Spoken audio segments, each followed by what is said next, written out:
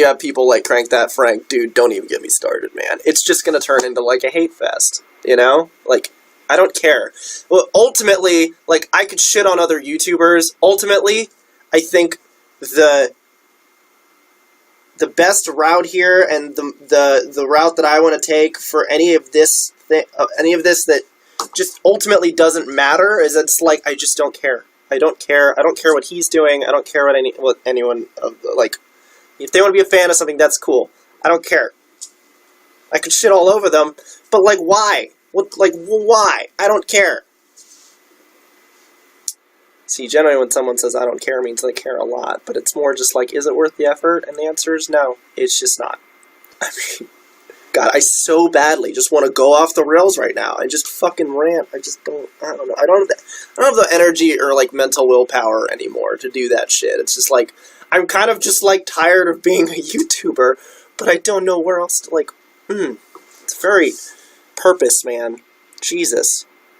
Went on, like, a mini existential rant for, like, 3 or 4 tweets last night at, like, well, I guess this morning at 6 a.m., where it's just, like, the only way to succeed as a social media star is to be relatable. And to, like, and that's almost inherently selfish of the audience, which I'm not condemning the audience for that. I'm, like, it's human nature. It's like, if you see something and you can't relate to it, you're not going to give a shit about it. And that's totally fine. Like, that's human nature. But it's like, so the only way to resonate with people is to relate to them, not by being really good at something or by saying something important, but by relating. And most social media is low-hanging fruit and is, like, connecting the dots by being relatable instead of, I don't know, being more than that.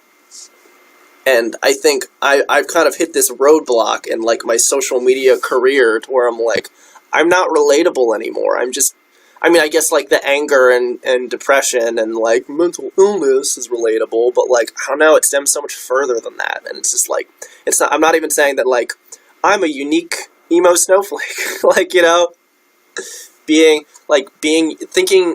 you're so fucking unique. It's like, that's so selfish in itself, because you're not. Like, I think at my core, I'm not.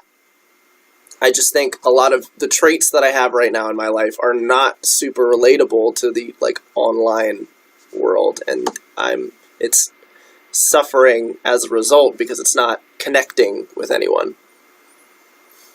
That's what brought me to bring up, like, I'm not going to shit all over him. I'm not going to do it.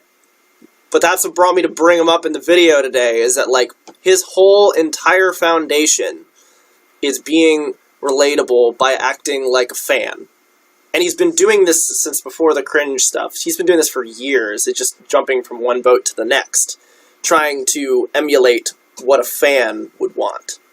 And by talking and by freaking out about things that he particularly may or may not care about, probably does to an extent, but he acts like a fan, so all the other fans are like, oh my god, he's a fan of this, he's a super fan of this, I want to be a super fan of this. There you go. There's nothing more to it. It's just being a professional fan. That was the comment. He used to be friends with Frank. Yeah, dude, until the drama happened and he lit me up in a stream. It was just like, nope, unfollowed because everyone else hated me at the time. So, of course, you know, our friendship wasn't fucking real. I remember we went out to dinner once, and I could just tell, he just didn't want to be there, man. He was sad. He was, like, on his phone the whole time, and it was just like, I wanted to take him out. We went to a diner in Washington, D.C., no cameras, no collaborating. I just wanted to hang out as buds. This is last time we hung out. Probably the last time we'll ever hang out.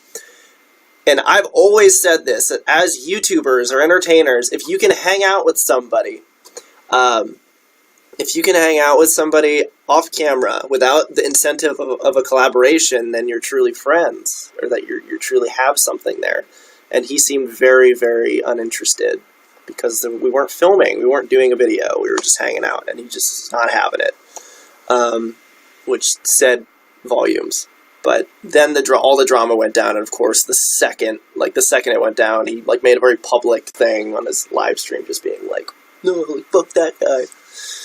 I'm out. I'm like, I mean, I can't say I didn't see it coming. It's just fake. It's fucking fake, man. But that's the internet.